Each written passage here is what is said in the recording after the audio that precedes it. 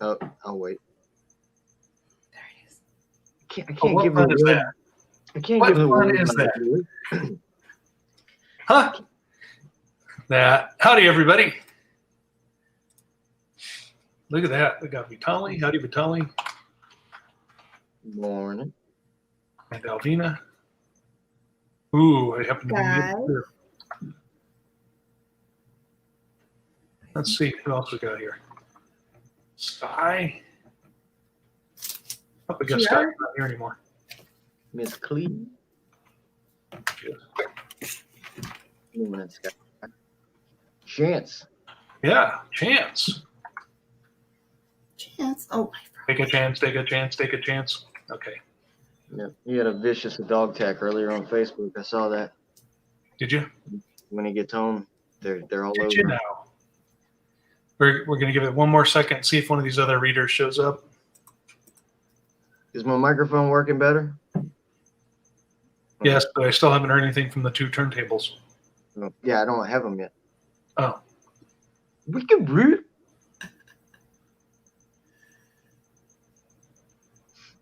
I got Lynn's too old to understand the reference, and Landon's too young.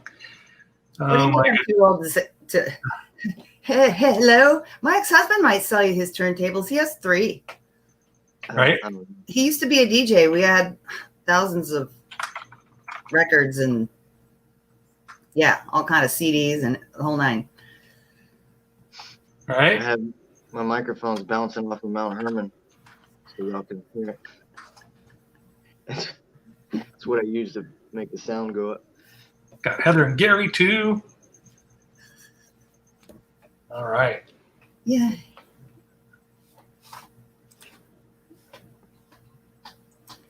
Got some people that are, hey, there we go. Yay! Good morning. Howdy, Can you hear me okay? Ken. I All right. can. That. So First howdy, time. Lynn, howdy, Landon, and howdy, Michelle. Howdy. Good morning. Yeah. Michelle in LA, but not Louisiana. Right. All right. So how is everybody? Yeah. Okay. That's good. We have got not very much action in the reading today, but it's okay. We're going to start in 1 Kings 5, go through 6, 7, 8, and round it off with 9. Let's see here. Okay, so everybody, we took, or at least I did, I took my notes already, so please save your questions until after we're done reading. And then hopefully we'll get a couple of new people I'm expecting. That would be wonderful. I know, huh? As usual, let's go ahead and pray in and get rolling. Good morning, Father. Thank you very much for bringing us together and giving us this area where we can fellowship with one another and study your word and be your children and family together. We're very grateful for that. And all thanks. We want to bless you today in what we do, and we ask for your knowledge and understanding in what we read. We would also ask you to comfort Katie and bring her to us. She really needs some guidance right now. And that's the way it is, that the people that are here first will mentor the people that come in next. And just let her know that we are here for her. We also ask for you to cover the travel of the Breakfields and family as they're on the road today. And we thank you for that. Thanks for everything you do for us, whether we know it or not. And we're grateful. In Jesus, Yeshua's name, amen. Amen. All righty. Let's get rolling. Okay. So 1 Kings chapter 5. Nope, that's the wrong window. Oh, that's the wrong window too. Okay, here we go. 1 Kings chapter 5.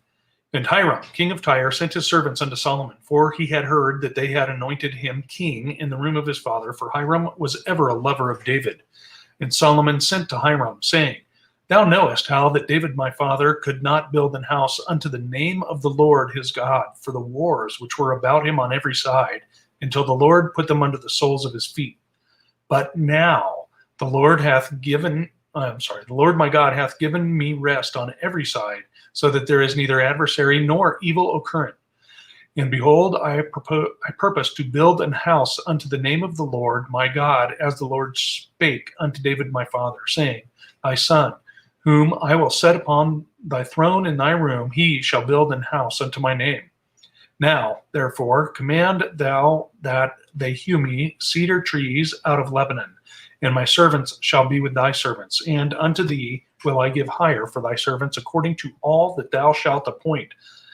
For thou knowest that there is not among us any that can skill to hew timber like unto the Sidonians. And it came to pass, when Hiram heard the words of Solomon, that he rejoiced greatly, and said, Blessed be the Lord this day, which hath given unto David a wise son over this great people. And Hiram sent to Solomon, saying, I have considered the things which thou sentest to me for, and I will do all thy desire concerning timber of cedar and concerning timber of fir. My servants shall bring them down from Lebanon unto the sea, and I will convey them by sea in floats unto the place that thou shalt appoint me, and will cause them to be discharged there, and thou shalt receive them, and thou shalt accomplish my desire in giving food for my household. So Hiram gave Solomon cedar trees and fir trees according to all his desire. Verse 11. And Solomon gave Hiram 20,000 measures of wheat for food to his household, and 20 measures of pure oil. Thus gave Solomon to Hiram year by year. And the Lord gave Solomon wisdom, as he promised him, and there was peace between Hiram and Solomon. And they two made a league together. And King Solomon raised a levy out of all Israel, and the levy was 30,000 men. And he sent them to Lebanon, 10,000 a month by courses. A month they were in Lebanon, and 2 months at home, and Adoniram was over the levy. And Solomon had 70,010 that bare burdens, and 80,000 hewers in the mountains. Beside the chief of Solomon's officers, which were over the work, 3,300, which ruled over the people that wrought in the work.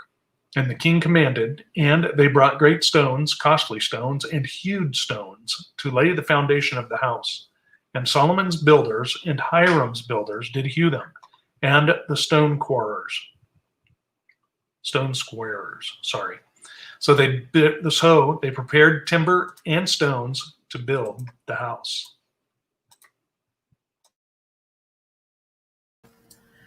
Chapter 6. And it came to pass in the 480th year after the children of Israel were come out of the land of Egypt, in the 4th year of Solomon's reign over Israel, in the month Zeph, which is the 2nd month, that he began to build the house of the Lord. And the house which King Solomon built for the Lord, the length thereof was 80 cubits, and the breadth thereof 20 cubits, and the height thereof 30 cubits. And the porch before the temple of the house, 20 cubits was the length thereof, according to the breadth of the house, and 10 cubits was the breadth thereof before the house. And for the house he made windows of narrow lights. Against the wall of the house he built chambers round about, against the wall of the house round about both of the temple and the oracle. And he made chambers round about. The nethermost chamber was 5 cubits broad, and the middle was 6 cubits broad, and the third was 7 cubits broad. For without in the wall of the house he made narrowed rest round about, that the beams should not be fastened in the walls of the house. And the house, when it was in the building, was built of stone, made ready before it brought thither, so that there was neither hammer nor axe nor any tool of iron heard in the house while it was in the building. The door for the middle chamber was in the right side of the house, and they went up with winding stairs into the middle chamber, and out of the middle into the third. So he built the house and finished it, and covered the house with beams and boards of cedar. And then he built chambers against all the house, 5 cubits high, and they rested on the house with timbers of cedar. And the word of the Lord came to Solomon, saying, Concerning this house which thou art building, if thou wilt walk in my statutes, and execute my judgments, and keep all my commandments to walk in them, then I will perform my word with thee, which I spake unto David thy father. And I will dwell among the children of Israel, and will not forsake my people Israel. So Solomon built the house and finished it. And he built the walls of the house within the boards of cedar, both the floor of the house and the wall and the ceiling. And he covered them on the inside with wood, and covered the floor of the house with planks of fir. And he built 20 cubits on the side of the house, both the floor and the walls, with boards of cedar. He even built them for it within, even for the oracle, even for the most holy place. And the house, that is the temple before it, was 40 cubits long. Verse 18. And the city and the cedar of the house within was carved with knops and open flowers, and all was cedar, and there was no stone seen. And the oracle he prepared in the house within to set there before the ark of the covenant of the Lord. And the oracle in the forepart was 20 cubits in length, and 20 cubits in breadth, and 20 cubits in the height thereof. And he overlaid it with pure gold, and so covered the altar, which was of cedar.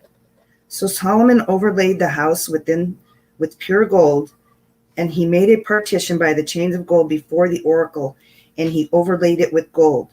And the whole house he overlaid with gold until he had finished all the house. Also the whole altar that was by the oracle he overlaid with gold. And within the oracle he made 2 cherubims of olive tree, each 10 cubits high. And the 5 cubits was the one wing of the cherub, and the 5 cubits the other wing of the cherub. From the uttermost part of the one wing unto the uttermost part of the other were 10 cubits.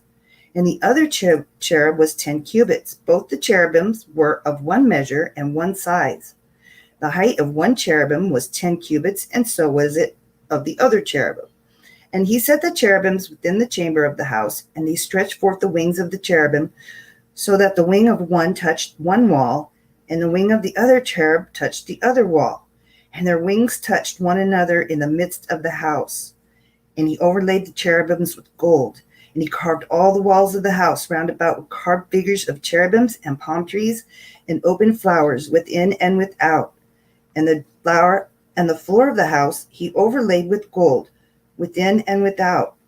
And for the entering of the oracle he made doors of olive tree, and lintel and side posts were a 5th part of the wall.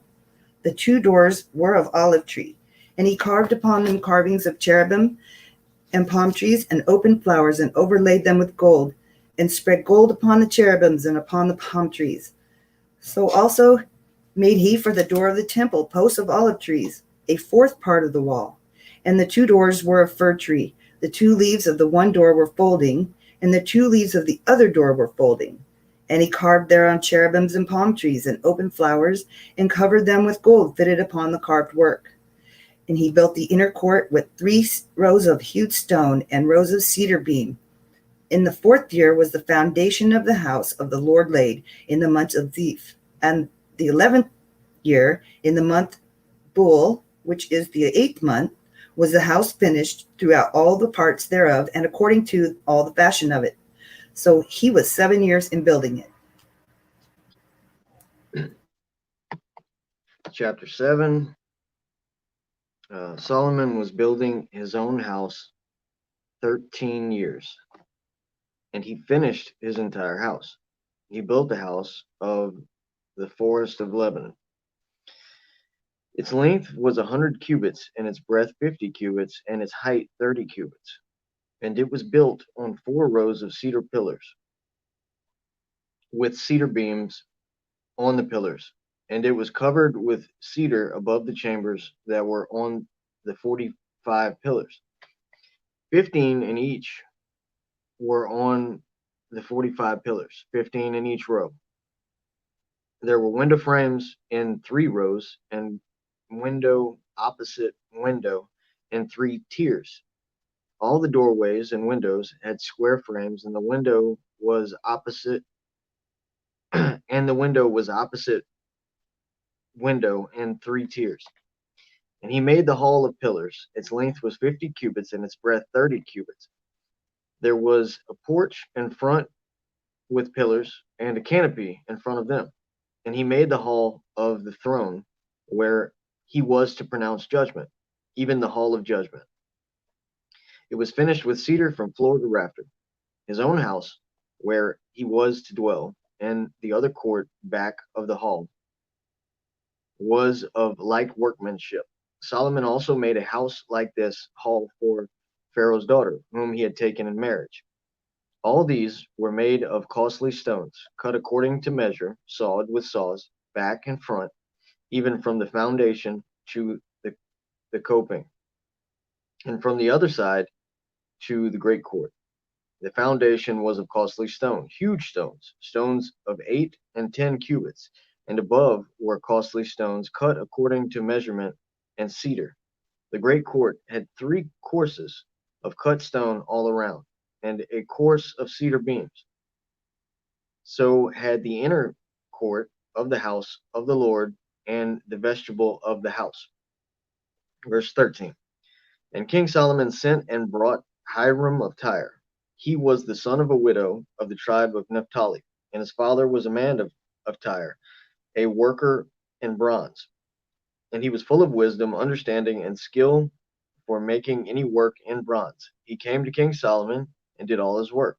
He cast 2 pillars of bronze, 18 cubits was the height of one pillar, and a line of 12 cubits measured in circumference. It was hollow, and its thickness was 4 fingers. The second pillar was the same. He also made 2 capitals of cast bronze to set on the top of the pillars. The height of the one capital was 5 cubits, and the height of the other capital was 5 cubits.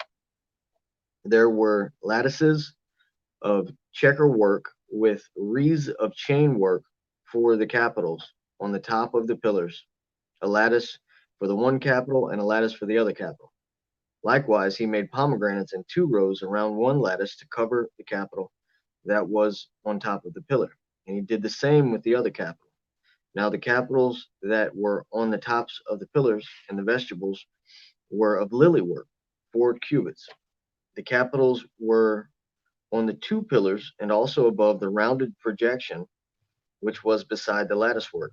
There were 200 pomegranates in 2 rows all around, and so with the other capital. He set up the pillars at the vestibule of the temple. He set up the pillar on the south and called its name Jachin.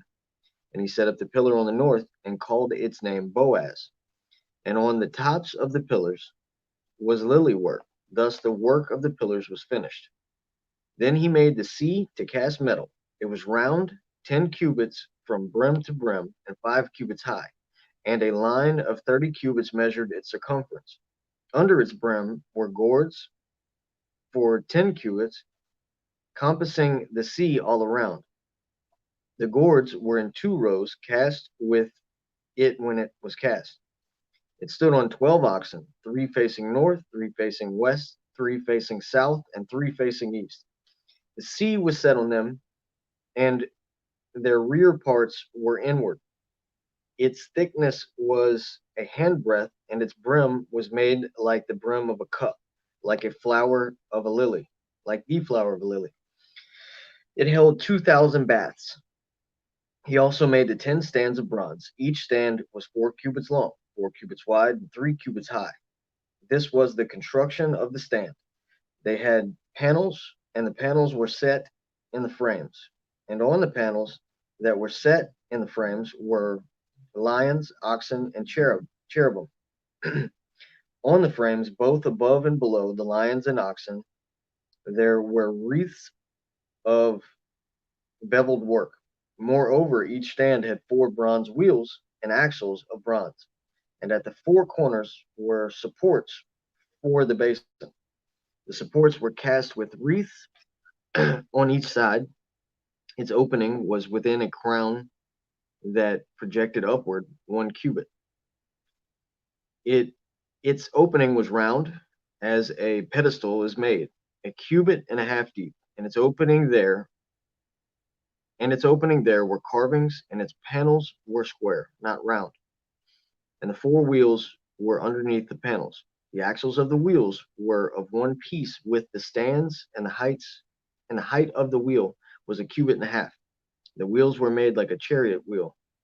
Their axles, their rims, their spokes, and their hubs were all cast. There were 4 supports at the 4 corners of each stand. The supports were of one piece with the stands, and the top of the stand there was a round band half a cubit high, and on the top of the stand its stays and its panels were of one piece with it. And on the surface of its stays and on its panels he carved cherubim, lions, and palm trees, according to the space of each, with wreaths all around. After this manner he made the 10 stands. All of them were cast alike, in the same measure, of the same form. And he made 10 basins of bronze. Each basin held 40 baths. Each basin measured 4 cubits, and there was a basin for each of the 10 stands. And he set the stands 5 on the south side of the house and 5 on the north side of the house. And he set the sea at the southeast corner of the house. Hiram also made the pots and shovels and the basins. So Hiram finished all the work that he did for King Solomon on the house of the Lord.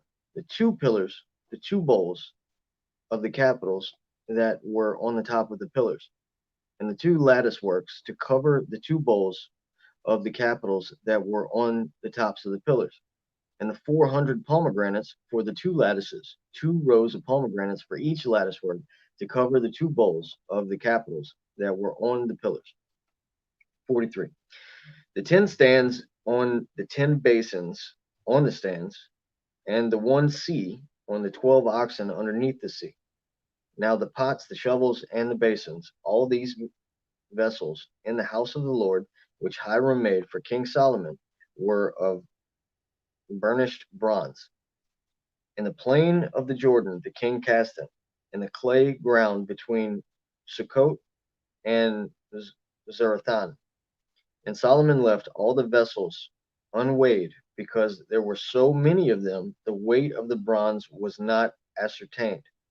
So Solomon made the vessels that were in the house of the Lord, the golden altar, the golden table, and the bread of the presence, the lampstands of pure gold, 5 on the south side and 5 on the north, before the inner sanctuary, the flour, the lamps, and the tongs of gold, the cups, snuffers, basins, dishes for incense, and fire pans of pure gold, and the sockets of gold for the doors of the innermost part of the house, the most holy place, and for the doors of the nave of the temple. Thus all the work that King Solomon did on the house of the Lord was finished, and Solomon brought in things that David his father had dedicated, the silver, the gold, and the vessels, and stored them in the treasuries of the house of the Lord. How's my volume? Is it okay? Can you hear me all right? Yep. Okay. Chapter 8. The ark brought into the temple. Now Solomon assembled the elders of Israel and all the heads of the tribes, the chief fathers of the children of Israel, to King Solomon in Jerusalem, that they might bring up the ark of the covenant of the Lord from the city of David, which is Zion. Therefore all the men of Israel assembled with King Solomon at the feast in the month of Ethanim, which is the 7th month. So all the elders of Israel came, and the priests took up the ark. Then they brought up the ark of the Lord, the tabernacle of meeting, and all the holy furnishings that were in the tabernacle. The priests and the Levites brought them up. Also King Solomon and all the congregation of Israel who were assembled with him were with him before the ark, sacrificing sheep and oxen that could not be counted or numbered for multitude. Then the priests brought in the ark of the covenant of the Lord to its place, into the inner sanctuary of the temple, to the most holy place, under the wings of the cherubim. For the cherubim spread their 2 wings over the place of the ark, and the cherubim overshadowed the ark and its poles. The poles extended so that the ends of the poles could be seen from the holy place, in front of the inner sanctuary, but they could not be seen from outside. and they are there to this day. Nothing was in the ark except the 2 tablets of stone which Moses put there at Horeb, when the Lord made a covenant with the children of Israel when they came out of the land of Egypt. And it came to pass, when the priests came out of the holy place, that the cloud filled the house of the Lord, so that the priests could not continue ministering because of the cloud, for the glory of the Lord filled the house of the Lord. Then Solomon spoke. The Lord said he would dwell in the dark cloud. I have surely built you an exalted house, and a place for you to dwell in forever. Then the king turned around and blessed the whole assembly of Israel, while all the assembly of Israel was standing.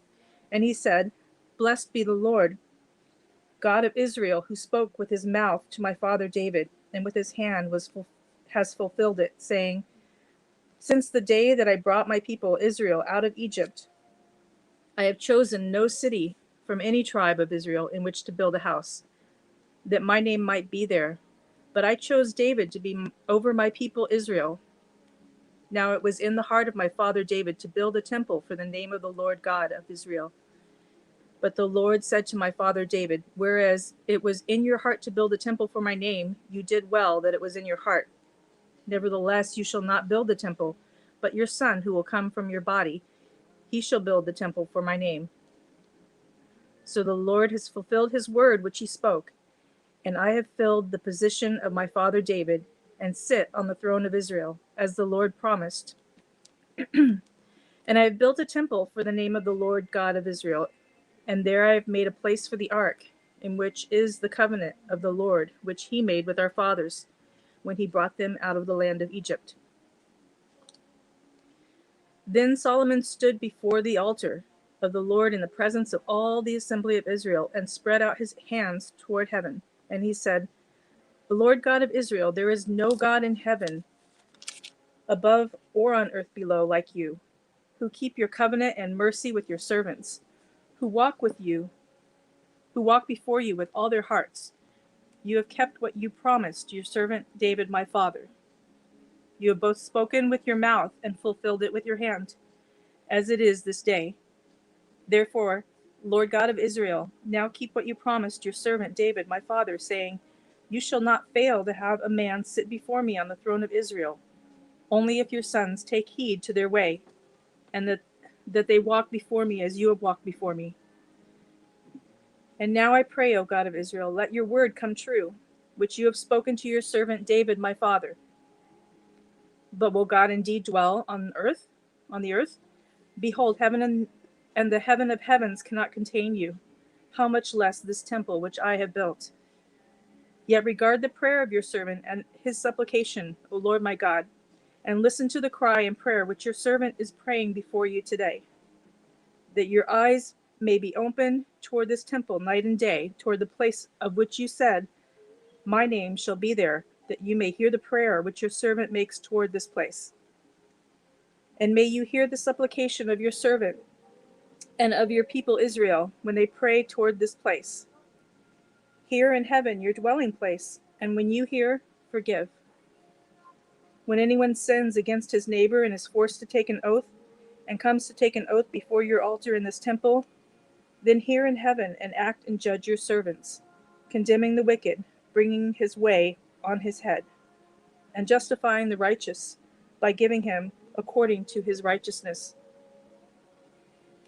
When your people Israel are defeated before an enemy, because they have sinned against you, and when they turn back to you and confess your name, and pray and make supplication to you in this temple, then hear in heaven and forgive the sin of your people Israel, and bring them back to the land which you gave to their fathers. When the heavens are shut up, and there is no rain because they have sinned against you, when they pray toward this place and confess your name, and turn from their sin because you afflict them, then hear in heaven and forgive the sin of your servants, your people Israel, that you may teach them the good way in which they should walk, and send rain on your land, which you have given to your people as an inheritance.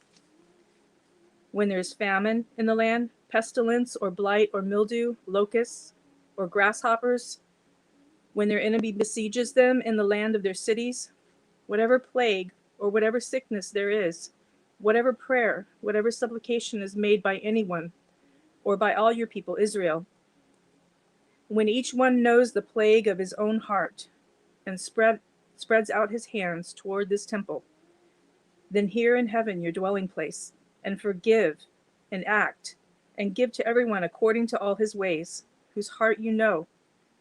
For you alone know the hearts of all the sons of men, that they may fear you all the days that they live in the land which you gave to our fathers.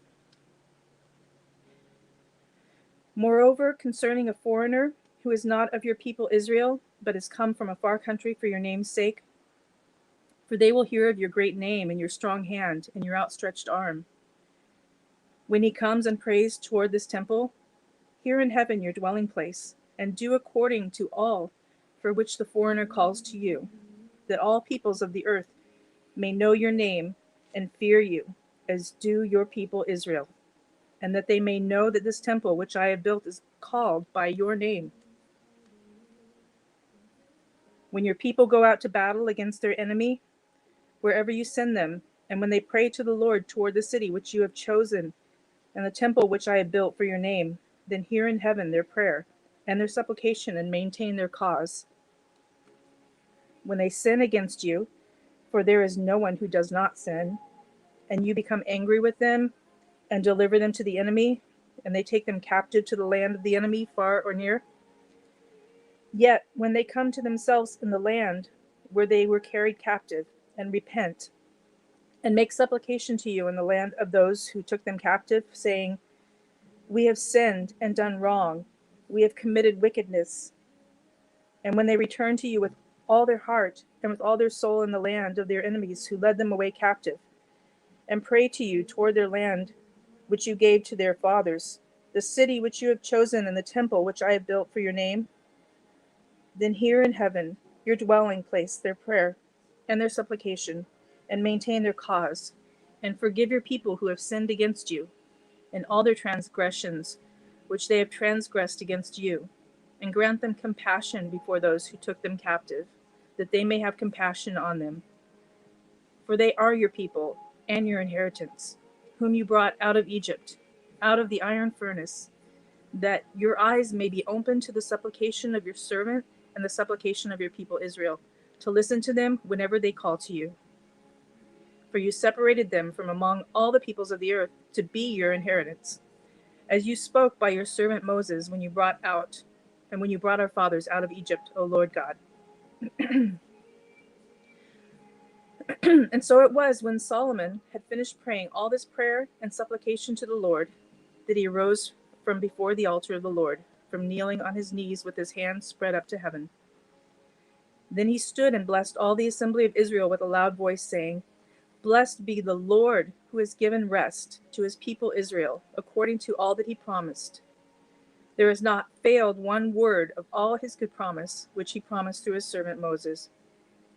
May the Lord our God be with us, as he was with our fathers. May he not leave us nor forsake us, that he may incline our hearts to himself, to walk in all his ways, and to keep his commandments and his statutes and his judgments, which he commanded our fathers. And may these words of mine, with which I have made supplication before the Lord, be near the Lord our God day and night, that he may maintain the cause of his servant and the cause of his people Israel, as each day may require, that all the peoples of the earth may know that the Lord is God, there is no other.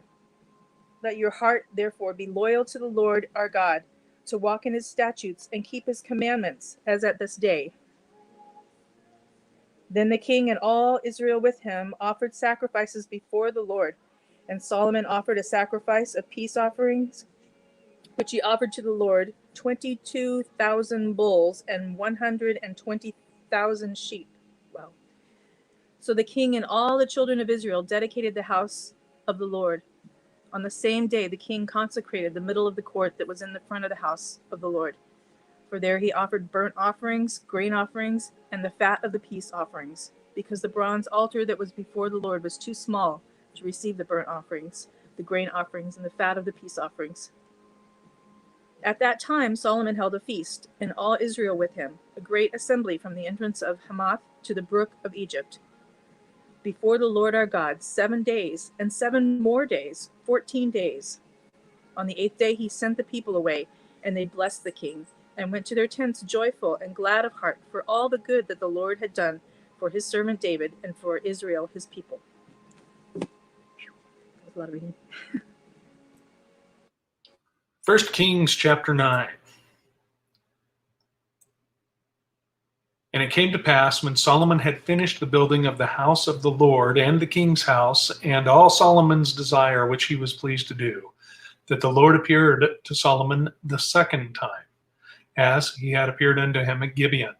And the Lord said unto him, I have heard thy prayer and thy supplication that thou hast made before me. I have hallowed this house which thou hast built, to put my name there forever, and mine eyes and mine heart shall be there perpetually. And if thou wilt walk before me as David thy father walked, in the integrity of heart and in uprightness, to do according to all that I have commanded thee, and wilt keep my statutes and my judgments, then I will establish the throne of thy kingdom upon Israel forever, as I promised to David thy father, saying, there shall not fail thee a man upon the throne of Israel.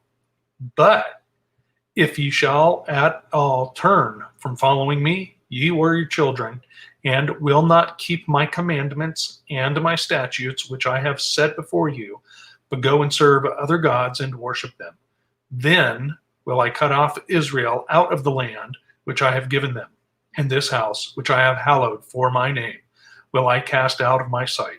And Israel shall be a proverb and a byword among all people. And at this house which is high, every one that passeth by it shall be astonished, and shall hiss.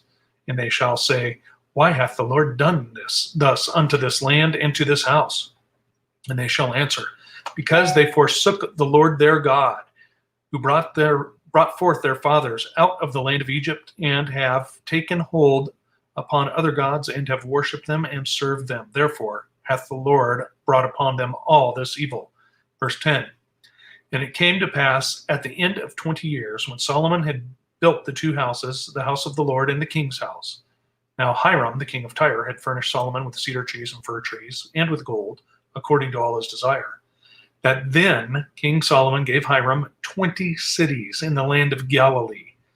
And Hiram came out of Tyre to see the cities which Solomon had given him, and they pleased him not. And he said, what cities are these which thou hast given me, my brother? And he called them the land of Cabul unto this day. And Hiram sent to the king 60 talents of gold. And this is the reason of the levy which King Solomon raised, for to build the house of the Lord, and his own house, and Millo, and the wall of Jerusalem, and Hazor, and Megiddo, and Gezer. For Pharaoh, king of Egypt, had gone up and taken Gezer, and burnt it with fire, and slain the Canaanites that dwelt in the city, and given it for a present unto his daughter, Solomon's wife. And Solomon built Gezer, and Beth-horon the nether, and Baalath, and Tadmor in the wilderness in the land, and all the cities of store that Solomon had, and cities for his chariots, and cities for his horsemen, and that which Solomon desired to build in Jerusalem, and in Lebanon, and in all the land of his dominion. All the people that were left of the Amorites, Hittites, Perizzites, Hivites, and Jebusites, which were not of the children of Israel, their children that were left after them in the land, whom the children of Israel also were not able utterly to destroy, upon those did Solomon levy a tribute of bond service unto this day. But of the children of Israel did Solomon make no bondmen, but they were men of war, and his servants, and his princes, and his captains, and rulers of his chariots, and his horsemen. Verse 23. These were the chief of the officers that were over Solomon's work, 550, which bear rule over the people that wrought in the work. The Pharaoh's daughter came up out of the city of David unto her house, which Solomon had built for her. Then did he build Millo. And 3 times in a year did Solomon offer burnt offerings and peace offerings upon the altar which he built unto the Lord, and he burnt incense upon the altar that was before the Lord. So he finished the house. And King Solomon made a navy of ships and Eziongeber, which is beside Eloth, on the shores of the Red Sea, in the land of Edom. And Hiram sent in the navy, his servants, shipmen that had knowledge of the sea, with the servants of Solomon. And they came to Ophir and fetched from thence gold, 420 talents, and brought it to King Solomon. Wow. Okay. Lots and lots and lots of stuff on this. Let's go back to, I'm probably delayed. I'm always behind myself. Okay, let's go to back to chapter 5. I have to turn a page to get back there. Okay, verse 1, King of Tyre, and I started to do some research on that and couldn't get to what I was looking at, but it looks like King of Tyre and King of Tyrus are the same, or at least Tyre and Tyrus is the same place. And the reason I brought that up is because it talks about King of Tyrus being in the Garden of Eden, right? Yes. What? Elsewhere in Scripture. All right, let's see here. Sidon. Yes. Let's see. Ezekiel 28. Son of man, take up a lamentation upon the king of Tyrus, and say unto him, Thus saith the Lord God, Thou sealest up the sum full of wisdom and perfect in beauty. Thou hast been in Eden, the garden of God. Every precious stone was thy covering, the sardius, topaz, and the diamond, the beryl, the onyx, and the jasper, the sapphire, the emerald, and the carbuncle, and gold. The workmanship of thy tabrets and of thy pipes was prepared in thee in the day that thou wast created. So this is talking about a spiritual king or principality. Anyways, I was unable to find and make a connection that I was looking for. Other than the wealth that's apparent. That seems to be apparent there. Okay, so then I don't have anything until verse 3, if anybody has something else.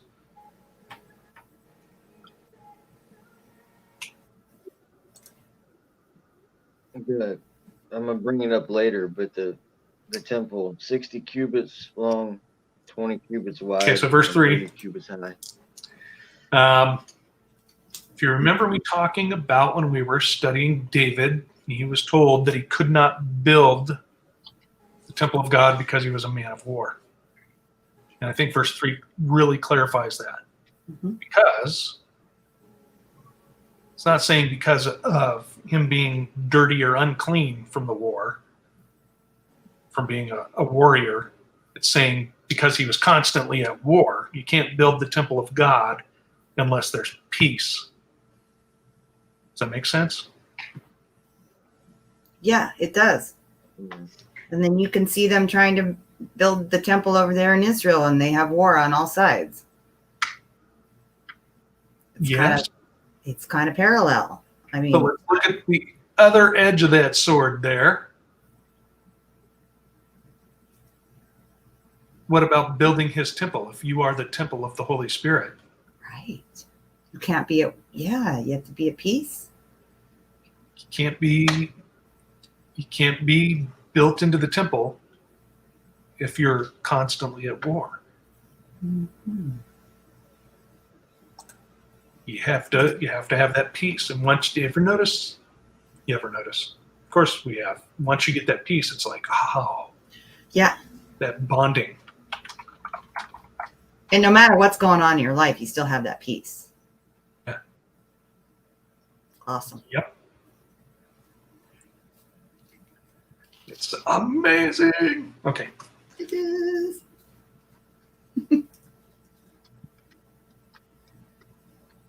Okay, so Verses 10 and 11. We found that interesting. Hiram, king of Tyre, is giving him the trees and he's supplying food.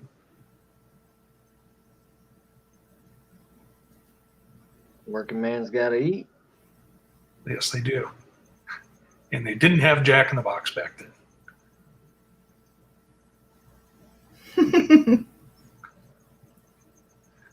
Raising Cane's. I say that because we'd be get done with a job and we're going to another job. Quick, let's stop at Jack in the Box. Ah, baby.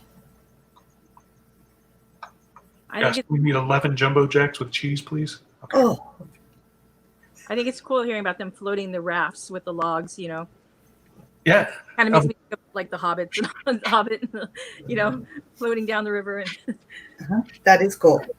Well, I was thinking about when I was young and we used to watch like those really cheesy like 1950s documentaries they'd be replaying, talking about the loggers, and they'd get a big old bundle of logs, a log jam, and float it down Mhm. from the mountains to the lumber mill. They still do that. They still do it. If it's been working for thousands of years, why stop now? It's a lot easier. Pretty good. You know what we should do? We should build a ship of wood to carry all this wood. and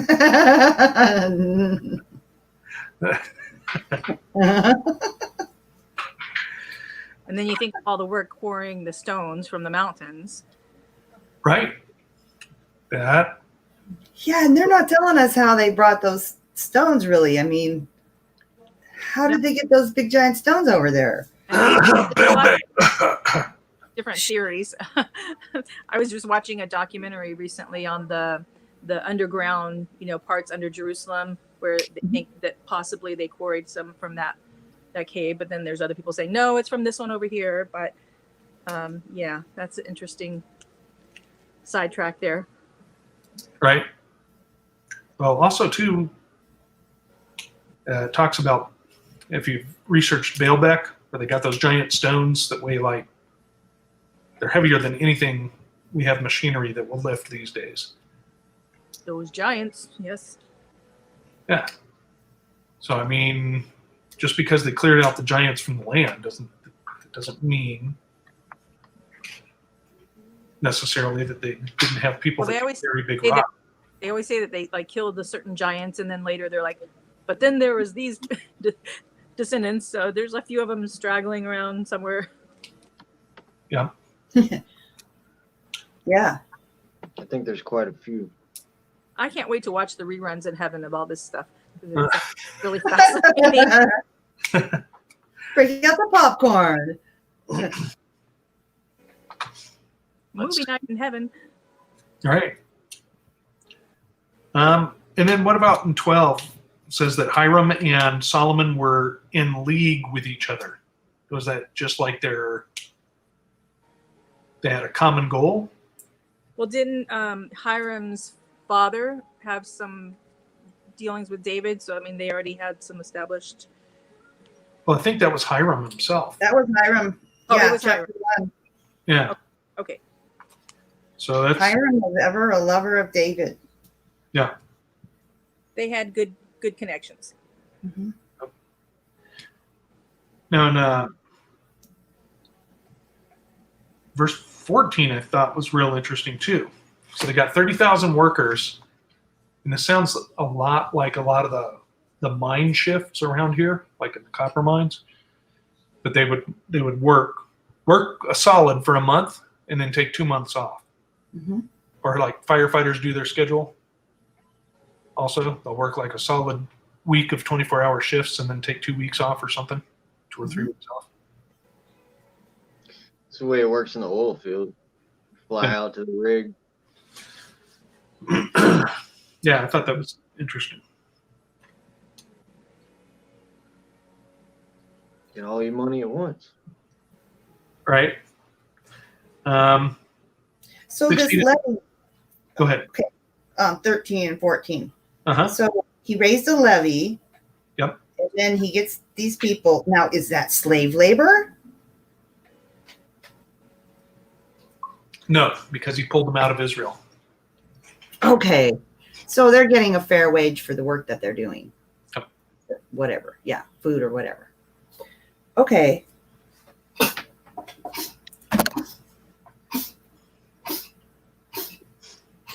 It's not me. What is that? Okay. Teasing. Come here, little one. Aw. Verses 15 and 16.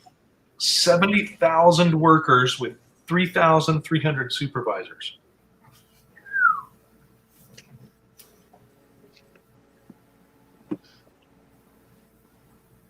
Hmm. 3,300. Wow. That's a big board meeting. Right? Do you know about this, Lynn? Huh? That. I wonder if there's a way to look deeper and maybe see in other texts. Is this covered in Jasher?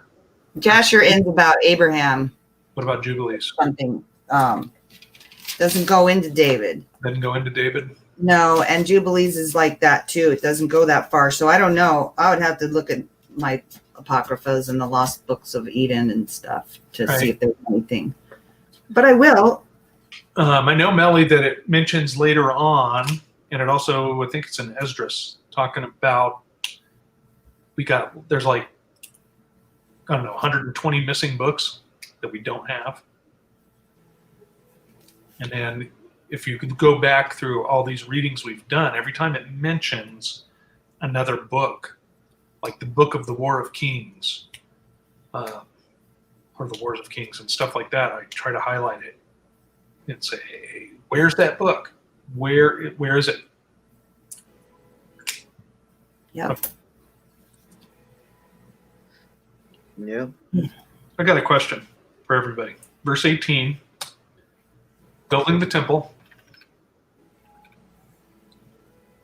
And Solomon's builders and Hiram's builders did hew them and the stone squarers. So they prepared timbers and stones to build the temple. And just timbers and stones. And I'm thinking about when Yeshua was resurrected. He was resurrected as flesh and bone. For some reason, it hit me as timber and stone, flesh and bone. Wow. Hmm. That's weird because when I was reading my chapter, I felt like that this temple is reflective of us and how beautiful the temple is, and then how beautiful we are, you know, how we're created. And it seemed like the temple was like kind of trying to reflect that in us, you know, because we don't have hewed. No man had done that. Abba did that with his hands and, you know, with him and his breath. And I don't know, it just kind of made me feel like, is this a reflection of the temple of us? You know? Yep, exactly. That's kind of what I was thinking. Kind of very much what I was thinking. Kind of very much. Kind of exactly. Okay. Kind of exactly.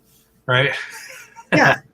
That's why I was like, oh, just sucking in my breath and wow. And, you know, how he paid such attention with the details and the flowers and the almonds and the doorway and then the gold on everything. It was like, wow. Yep. Okay, let's go to chapter 6 of 1 Kings. Yeah, I was in 6 when I mentioned the dimensions of the temple earlier. Wow. Right. Now we got a date here, right? 480 years after Egypt. So 440 years after they enter the promised land. 40 years. Now, remember all this we've gone through with the judges and everything? So basically with Solomon, see, David ruled 40 years. So that now we're down to 400 years. And then how long did Saul reign? It wasn't very long. It was like It wasn't very long. What? 20 years or something. How many? I don't know, like 20 years maybe? Altogether that he was going through this. But the interesting thing is that's like around 380 years that, remember back when it said, when we were told every man did according to what he thought was right. Mhm. Still do. And they're still, well, yeah, but we're still in that now with what we're reading. And I just want to keep bringing that up until we get to a chapter further in that we're It's going to be. also the same amount of time they were in bondage to Egypt, plus a generation. Yeah. It's pretty interesting. Mhm. Right. Yeah. Right. And that, oh, I missed it, I think.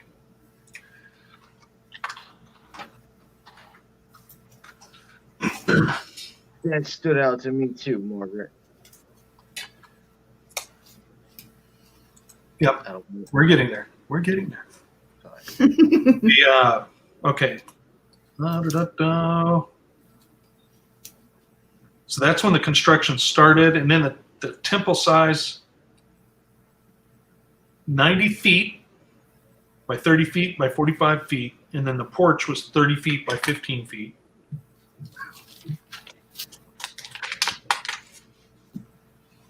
That's pretty good size, eh? Ooh.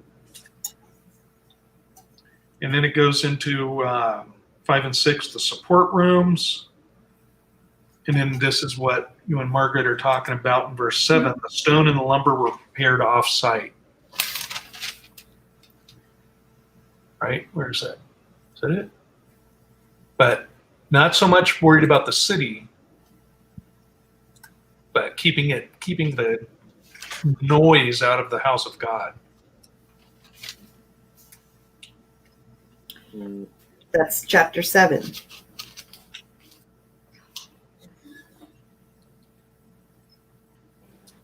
Gotta wonder, why does God not like cut stone? Because remember when he told them to build the altar out of uncut stones, basically, when they were crossing the Jordan? Yep. He didn't want the cut stone. Why that? mhm. It's a good question, but it's interesting because all these blueprints were given to David, right? And then David handed them down to Solomon, Mhm. I believe, if I'm remembering correctly. So that's just kind of interesting. Kind I of guess totally there's a time interesting. to cut stones and a time to not cut stones. I guess, yeah. Let's see. I don't have anything until chapter 12 or verse 12. If you got anything in between there.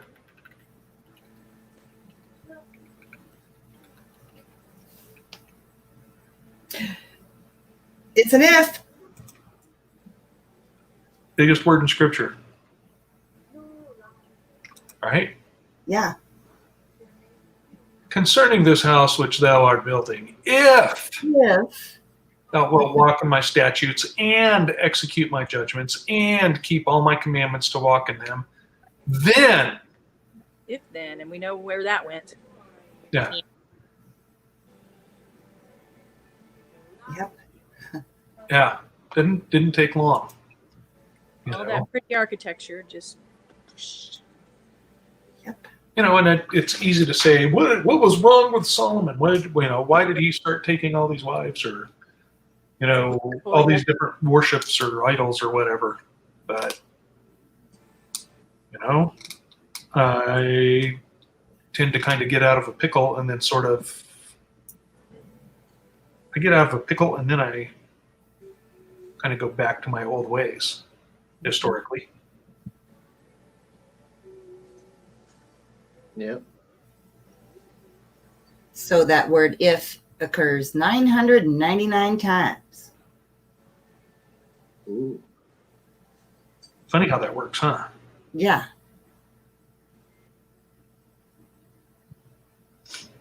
Yeah, I think that's why it's so important that we get into the word every day and spend time with the Father so that we can continue to do the right if. You Yep. know? Yeah, it's a reminder. It's a reminder for us. Mm-hmm. Stay focused. And then after this, if I don't have anything for a long time until verses 37 and 38. No, I have 21. Okay, what do you got? So he names the pillars. I don't understand why he names the pillars. Oops, I'm on the wrong chapter. 621. I don't know, but this is something that was stolen by the Masons too. Right, and that's what I thought. I thought, Yeah, they just pervert it for their own use. Yep.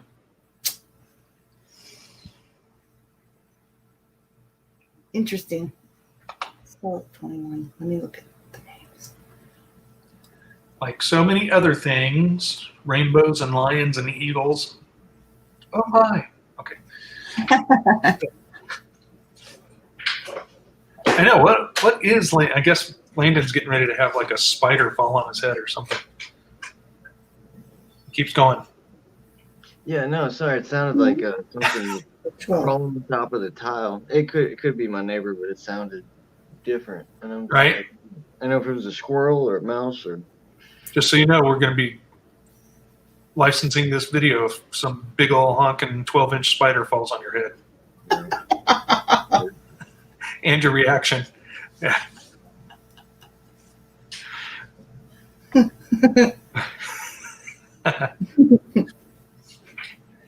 Okay, so that was in chapter 21, and now I can't find it. Verse 21.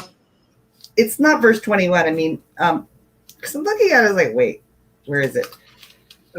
Yeah, that's what you said. Verse 21 of chapter 7. And he set up the pillars in the court of the temple and Oh. set up the right pillar and called the name thereof Jachin. And he set up the left pillar and called the name thereof Boaz. All right, I wrote down the wrong chapter number. That's why I was confused. Right. Yeah, okay. Now I'm going to look. Right? Okay. Sorry, I did skip ahead because I had my notes weird. Okay. And well, you know what? I missed verse 13. Uh-oh. 14. That verse 13 and 14, this is not King Hiram it's talking about. When it says if he fetched Hiram out of Tyre, this is like someone else named Jonathan. Right? Someone else named Hiram. There's only one Landon though. One Landon Pitts. Okay. Jachin means he will establish. And Boaz means, well, they don't know. He's an ancestor of David. Right. All right. He's the one that married Ruth. Right. Brought the Moabite. She dropped all her Moabiteness and became a part of Israel. Wow. Side note, in my Bible on the pillars, it says that they're a characteristic of Phoenician structures, so that his palace reflected the ancient Phoenician architecture. So I don't know if that's something that was pretty common, for them to set up the pillars and name them. Right. Interesting. Basically 15 through 50 is talking about all the utensils and decorations. Mm-hmm. How they're going to be built. Did anybody get any revelation out of that? It's so confusing to read to other people, that section. I'm just. Oops, I muted the quiet part. Okay.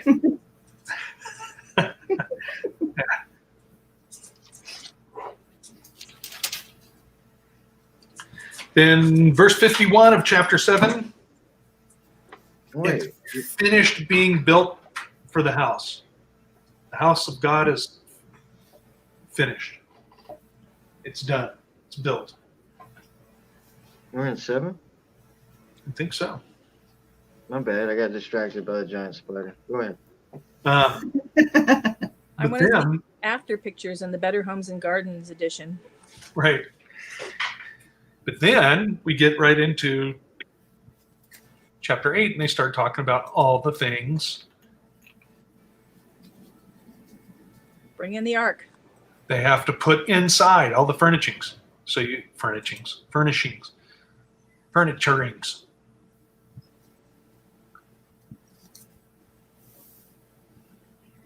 The cherubim. Oh, that's why we're all messed up, because I'm not keeping track of the chapters. Okay. Yeah, exactly, Michelle. Let's see. So he calls up all the elders. I don't have anything until 12. There's a lot of slaughtering going on that day. Seriously. It's a lot of sacrificing, yeah.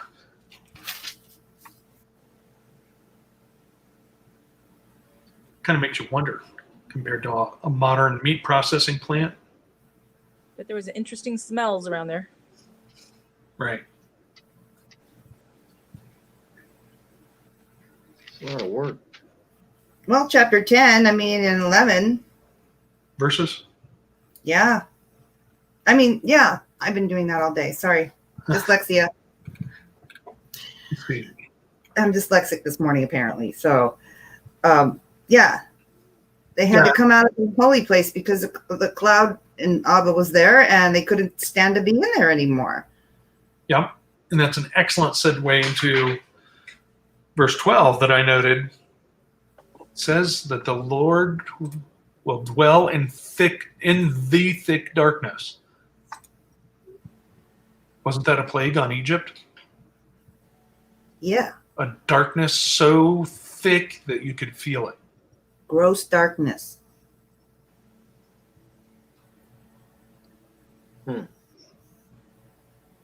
To make sure that you can't see him, I guess. I don't know. Why? I don't know. But thick darkness, I thought that was very interesting. I circled that verse. It says that in what verse? 12? 12. Oh, okay, yes. The Lord said he would dwell in the dark cloud. Yep. So, So Doesn't when they mean the inner sanctuary, just like they did with the tabernacle before, it's supposed to be like a representation of what's actually in heaven. So it's kind of like, I don't know. Mhm. Then when the cloud fills, because we know in Revelation when they talk about just the cloud filling the whole place, it's pretty awe-inspiring and Yeah. a big cloud inside. I mean, that would be enough to get your attention. Should be. You'd think so, but It would. Mm-hmm, mm-hmm. we keep getting surprised here. Yeah.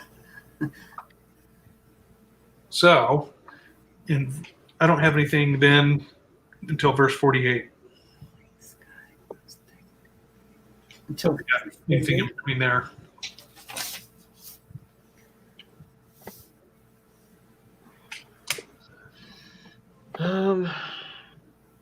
Why, yes, I have.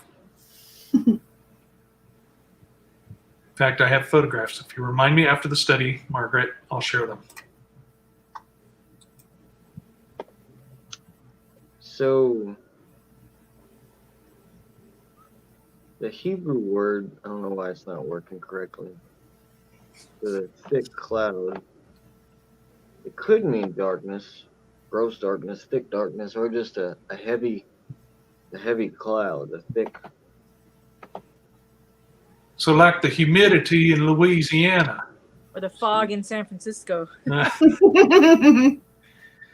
Actually, I think it's thicker than that. I think it's like if you've ever walked into a pressurized space where it's like pushing on you from all directions. Oh, yeah, and I'm sure that the air was different and there was like different things going on with the vibrational aspect of it. You know? I felt on like the darker side of things, like that sort of presence. Maybe that's just the enemy's way of trying to imitate, or I'm not correlating the two. I'm just saying, like, strange occurrences where I've kind of felt that, and I realized that there was something there. Well, in verse 11, it says, the glory of the Lord filled the house of the Lord. So I don't think it's anything negative, you know. Right. No, not at all. Not at all. But it says that's where he's going to dwell, which I find interesting. Because you can't. So, Right? So way down in verse 43 during Solomon's prayer is where my next note was. So actually, I guess it starts. Yeah, it starts there. Starts in verse 41. Moreover, concerning a stranger or a foreigner, I think is what it says in Michelle's translation, that is not of thy people Israel, but cometh out of a far country for thy name's sake. So a stranger that wants to worship you from somewhere else. For they shall hear of thy great name and of thy strong hand and of thy stretched out arm. When he shall come and pray toward this house, hear thou in heaven thy dwelling place, and do according to all that the stranger or foreigner calleth to thee for.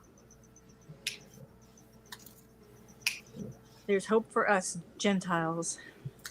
Well, the thing, yeah, exactly. That's exactly what I'm getting at. In the, you still have people now that claim a certain bloodline. Well, actually, anybody that claims a certain bloodline basically says you're not worthy. You need to worship us to be able to get to God. And right there is yet another place that says that's not so. Right? We just talked about Ruth. And then now, anybody that chooses to make Yah their God can become one of his people. If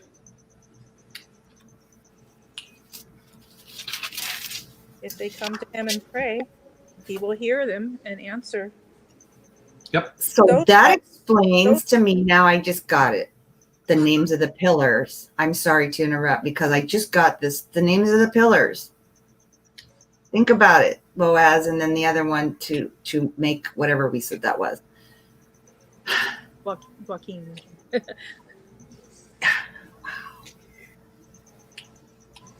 So Boaz takes all the peoples of the earth may know your name and fear you. So that, he's doing that for his glory. Mm-hmm.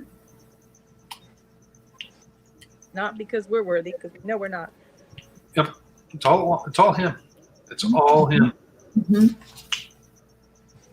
It's all through the blood of his son that we've been redeemed. Yes. Yep. And without that, we're not able to approach him and be obedient. Right.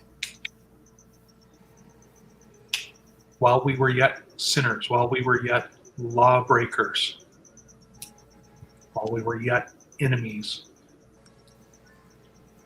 Yeah.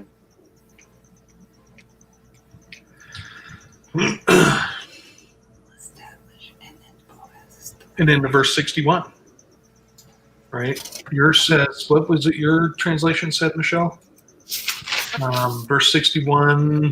8:61, it said, let your heart therefore be loyal to the Lord our God, to walk in his statutes and keep his commandments as at this day. Yep. And here it says perfect instead of loyal. And that goes back to Numbers when it says, be perfect. You shall be perfect with the Lord your God. You shall be loyal with the Lord your God. And then we have those places where, with Jesus speaking, right? Is it Matthew 25 at the end of the chapter? Therefore be perfect as your Father in heaven is perfect. Mm-hmm. Right? And I've said that before. Perfect is Landon, you need to make a meme. I do not think that word means what you think it means. I have a lot of conversations about perfect with my daughter. I have a Right. teen daughter with autism, and she talks about a lot about how we're not perfect. I'm like, yeah, nobody's perfect, but Jesus is, and but one day we will be made. So just talking about that process of, even though we're not perfect, we still strive to be perfect, and we know that one day we will be complete. Well, look at it. Look at it in the context of what we just were saying. Mhm. Can we be loyal? Be loyal, yeah. Faithfulness and loyalty. Right.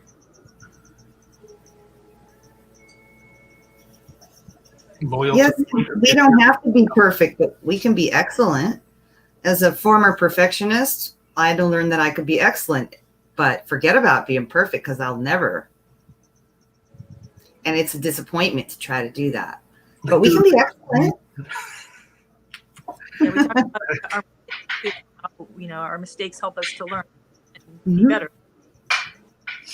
Exactly. Yep.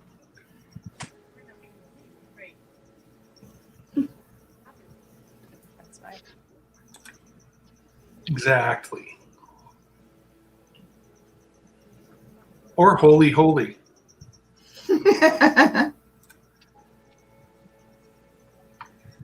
Let's see. What else did I put in here? Oh, yeah. After they get it all furnished and everything, 2-week party. Yeah, let's go. Verse 65. A feast, and all Israel with him, a great congregation. Party time. Woo. Mine says 7 days. How would you like to be the youngest son made to stay at home and watch the flocks? I'd be mad. That's a 2-week party, y'all. Yeah. Yeah. Well, surely they probably rotated in. Yeah.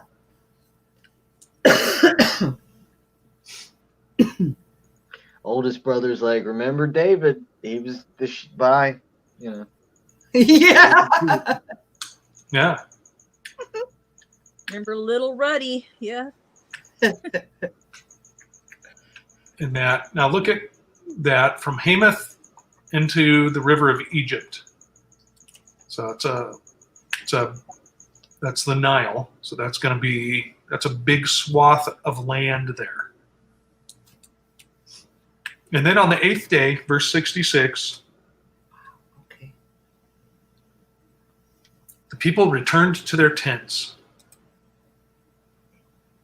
So we're what? 480 years out of Egypt. What did we say? 220? Well, 484. So 440 years in the promised land. And they're still living in tents. Remember when he said you're going to take over their houses and everything? They're still living in tents. Unless that's a euphemism. And they were living in some of the towns that they had conquered, right? Yeah. Yeah. But why are they returning to their tents? Went to their tents joyful, didn't know how to spackle. glad of heart. That could just be a saying. Everybody went home. They went to their tents. 66. Covering, dwelling place, home, tabernacle, tent. She beat me to it. So home, I can see that. Yeah. And they'd been in tents for so long. Maybe like Michelle said, it's just how they spoke of it.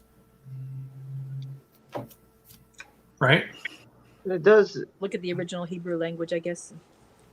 The Right. word, a tent, nomad tent, and thus symbolic of a wilderness life. Transit. Well, if they all came here for 2 weeks, they probably set up some temporary tents just so they could be there. And, they were partying 24/7. They had to sleep a little bit.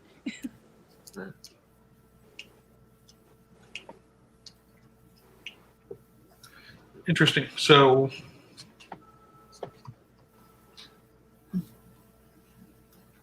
let's go to Put the Burning Man to shame, I'm sure. yeah. All right, let's look at 9. I don't have anything until verse 64 and 67. The if-thens, Yep. If then. the if-thens that we know he's going to blow. If and if not, I mean, it's pretty clear cut.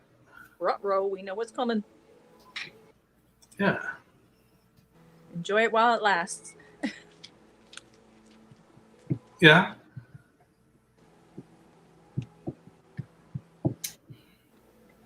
Enjoy it while it lasts. Well, at this point too, just recall there's a bunch of things that were commanded for the king to do that we haven't seen Saul do, we haven't seen David do, and we haven't seen Solomon do yet. So just keep that in mind. And that kind of brings to the forefront how we're told that, yea, not because we are faithful, but because he is faithful.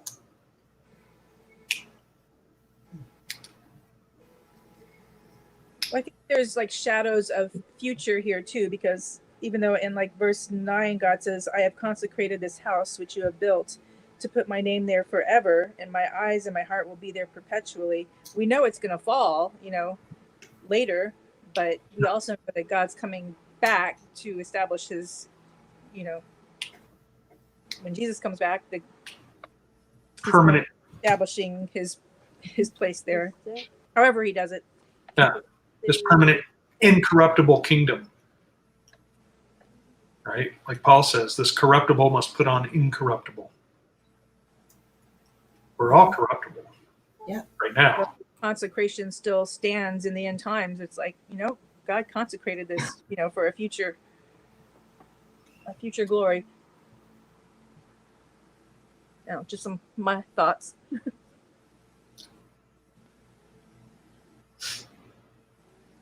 Anything else for chapter 9? Capítulo 9. 1 and 12 and 13, and Hiram's like, he wasn't happy about 20 cities he just got, Yes.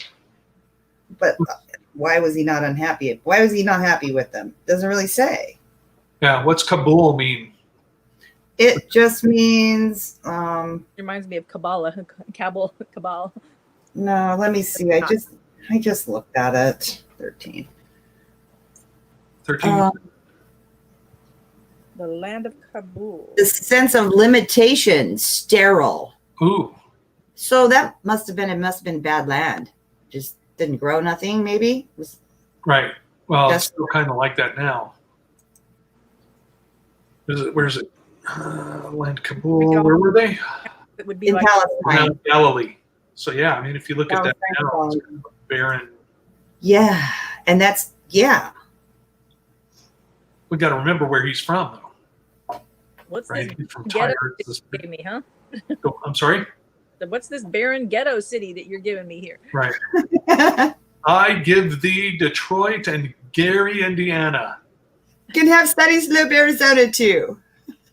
Okay, I apologize to everybody that lives in Careful, we Detroit, don't know Gary, if Indiana. who's living in any place. We're gonna say. Well, I'm not apologizing about Sunny Slope. Right. Right. Oh my goodness. Wow. No, you know it. If we look into it a little deeper, we can see exactly why. It's like, because I didn't. Yeah. Wow. So then after that it says Hiram sent the king 120 talents of gold. For what? He like gives him these trash towns and then he's like, here you go, here's some gold. I don't know. It's apparent that you have nothing to give, so have some gold.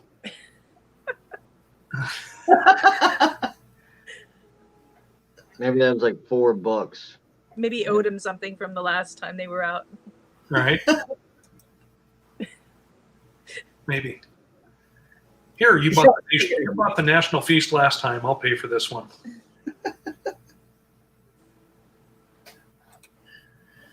Hey, I don't like that land. Here's some gold. Right?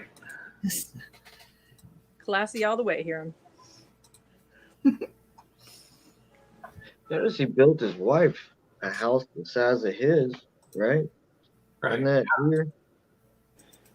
Yep. And did we already pass it up? The daughter of the Pharaoh, king of Egypt, Mhm. got to have some Egyptian juju going on, right? Right. Some Egyptianness. So she couldn't be in the house of the Lord because of who she was. She had to have her own place away from there. Right. That's okay. My father-in-law's from Detroit. But he is. As a matter of fact, he was raised in the ghetto. Lived there once. In the ghetto? In the ghetto. Detroit. Oh, Detroit. Okay. And in the ghetto. But it was little. Real little. All right.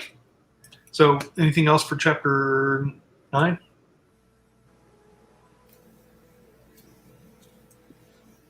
Pharaoh's daughter we got. What's Millo mean? Millo? Meal? Yeah, Millo, like pillow. What is it? Millo. What verse is that? No. 24? 13 or 15. It's in a few verses.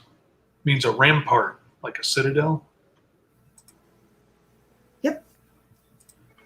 Interesting. Millo.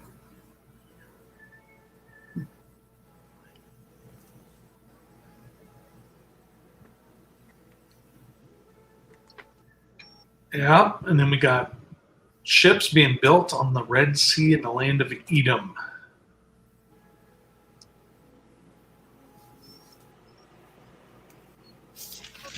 So the red land of the Red Sea, because Edom means red, right? Yes.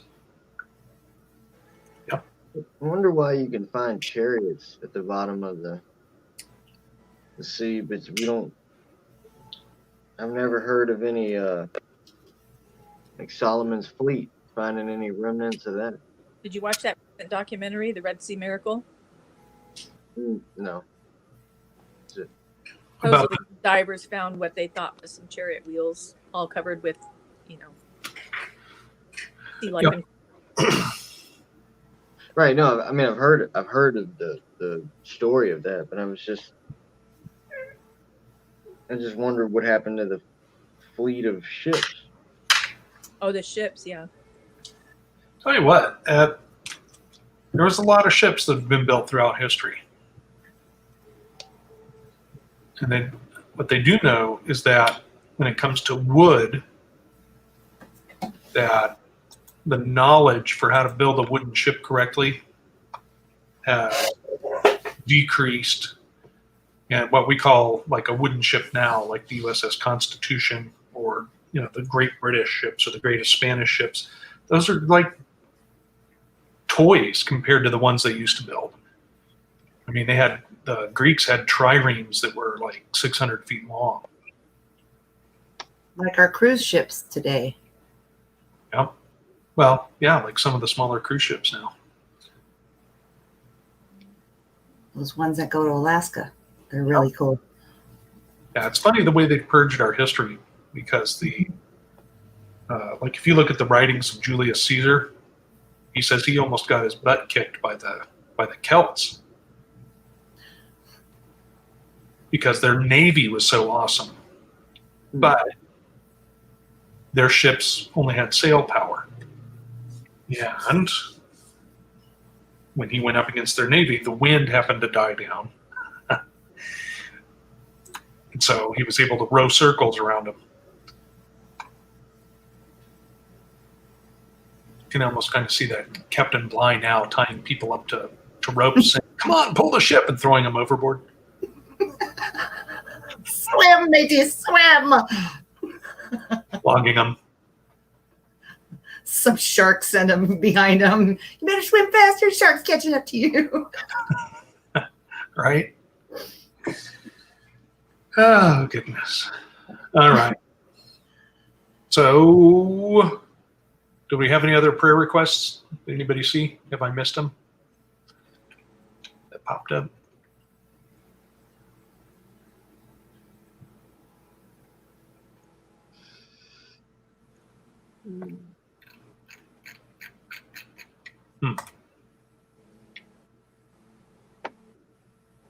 Pray for Detroit. Right? Pray for Michigan. My mother would roll in her grave if she knew what was happening in her home state. Right? Oh, actually, before we go, I do want to look at this. Mhm. Let's see here.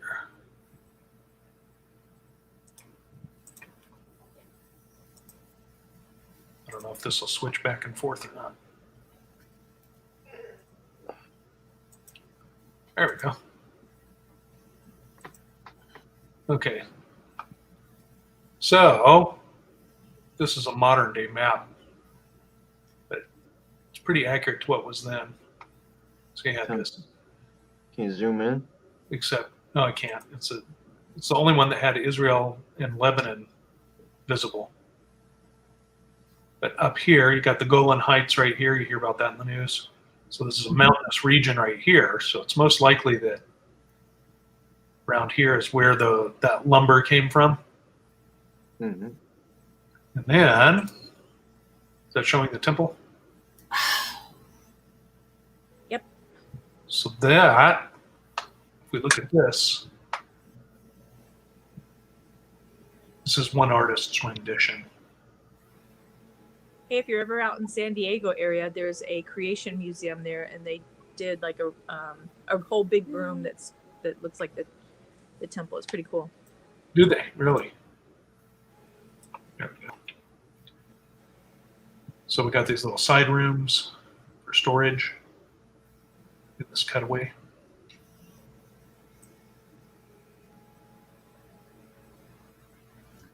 And so there's this space up here in the ceiling.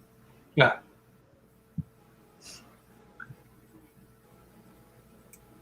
It's fascinating. Look at the palm trees. Pretty fancy. It is pretty It's fancy. extremely beautiful. Now look at the It's size of just the water. breathtaking. That sea thing is pretty cool. Yeah, it's like Right? you can swim in that.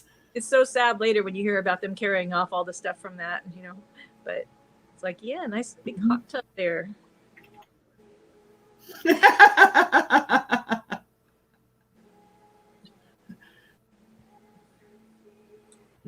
It's a lot of water, It's a lot of gold and brass. right? How often did they have to like change out the water, That And so how do you think that they had to like rub paste on all the, like especially the brass to keep it all nice and clean and keep it all clean? I wonder what they used to do that. All those Levites in there, they had jobs Yeah. to they were polishing away. Yeah. Well, what were they using to polish though? Because I found baking soda works really good. Right? Supposedly, the baking soda wasn't isolated until like 1860. that bark. Okay. But I'm But sure they had something. Yeah. Oh, I'm sure any acid would clean tarnish off. Also, so there's all kinds of stuff. Like they take a lemon peel, Mm-hmm. take Mm-hmm. a lemon peel and rub it on. But Oh they yeah, I figured that out. Mm-hmm. they had gold is pretty interesting stuff because it actually has a really high melting point, but it's very malleable. So you can take a little pellet of gold and hammer it out into. Actually, I think it's one of the few things that you can hammer down to the supposed atomic layer. Well, the Biltmore here in Phoenix, Scottsdale, Yeah. they actually have gold leaf wallpaper Yeah. in there. And the company I used to work for sold it to them. Yep. And very interesting because it's just so, thin. Yeah. Yeah. Well, what is that called? The gilding. You can go to like Michael's or Hobby Lobby or whatever. You can get a book of gold leaf. Paper. Yeah.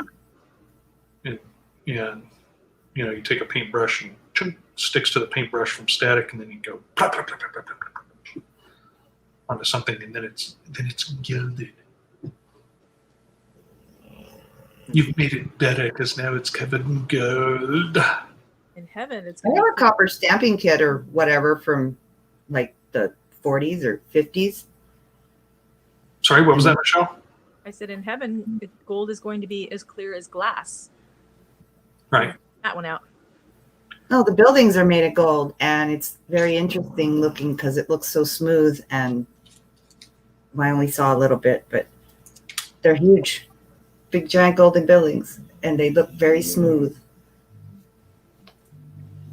Like there's no corners. There's no corners. Right. Okay. Well, let's let these wonderful people get on with their day. And thanks for coming, Michelle. That was fun. Good reading. Yeah. Thanks. Thanks, Landon. Thanks, Lynn. Yes, sir. And everybody, thank you for coming. And I don't know if you knew people I spoke with earlier or here because you've been quiet, but hopefully if you don't watch it now, you'll watch it in the future. Just know you can contact me whenever. So everybody, I love you all, and we'll talk to you very soon. Bye. Bye-bye.